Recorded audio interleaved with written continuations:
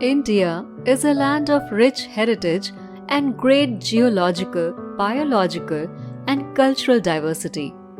One of the world's three oldest civilizations, the Indian region, is a collage of many geological terrains and a mosaic of faiths, traditions, and languages.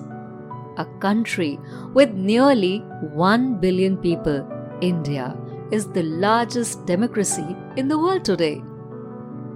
Hi, this is me Veera once again bringing you yet another episode of INQUA 2027 podcast. This time we will be cruising along India's uniqueness and I will be telling you why our Quaternary researchers team went to Rome in 2023 to bid for hosting the 22nd INQUA in India in the year 2027.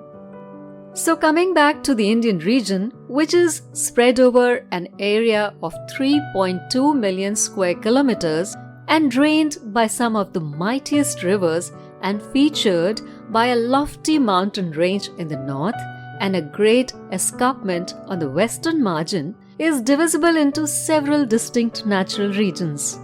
Some of these are Himalaya mountains, Indus-Ganga-Brahmaputra plains, Indian Peninsula, arid west, and shoreline and islands. Don't you think India offers great variety? Well, in addition, the Indian monsoon is the unique climatic system in the world and constitutes one of Earth's most dynamic expressions of ocean-atmosphere interactions. Although monsoons dominate the Indian landscape, due to the large variation in altitude from sea level to almost 8,000 meters above sea level, India has most of the major climates of the world, ranging from hot tropical in the south to temperate and alpine in the north. As a result, India has some of the world's most biodiverse regions. The variations in the monsoon strength during the Quaternary on different timescales have largely determined the geomorphic history of the Indian subcontinent. Saying that, it's totally and completely true that we have a treasure to showcase to our international guests during the INQUA 2027.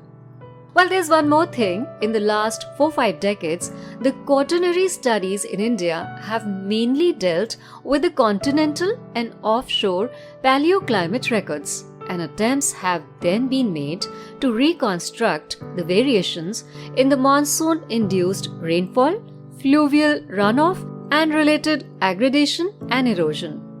Quaternary studies in India have also focused on the advances and retreat of glaciers in the Himalayas and the Karakoram, the dune building activity and drainage reorganization in the Thar Desert in the west, new tectonic activity in the Himalayan mountains, the foreland basin and the Peninsula region, and eustatic changes along the coast. So there is a whole lot of variety that India provides. In fact, India provides a full rainbow of quaternary climate tectonic surface processes ranging from colossal mountains, the rain shadow zone, foreland and shield regions, grand river systems, cold and hot arid deserts to a long coastline. The network of river systems of India have been a witness to numerous social, agricultural, anthropological events from prehistory to modern. The dispersal of its faunal and floral entities are unique in themselves.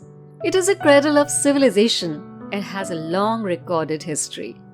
This unique subcontinent is characterized by a distinct altitude gradient, several climate and vegetation zones, each with their own geologic setups, each of which offers a variety of archives to study different landforms, processes, neotectonics, climate-human interaction, resource management, and sustainable development.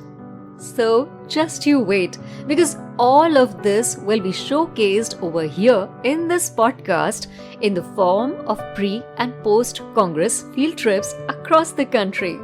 So hop on the wagon of this podcast, and by, let's find out more about this subcontinent of the world during INQUA 2027.